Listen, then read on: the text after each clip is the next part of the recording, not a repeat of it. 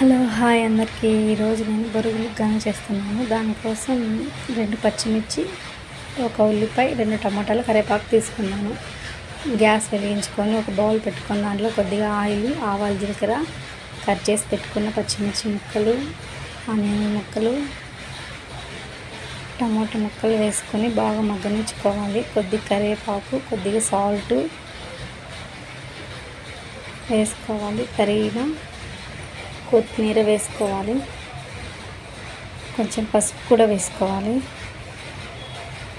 వేసుకొని అంతా మగ్గించిన తర్వాత బొరుగులు నీళ్ళల్లో వేసుకొని బాగా తడిపిన తర్వాత ఆ వాటర్ గట్టిగా పిండేసుకొని తర్వాత ఇందాక ప్రిపేర్ చేసుకున్న దాంట్లో వేసుకోవాలి. ఉగ్గాని రెడీ అవుతుంది.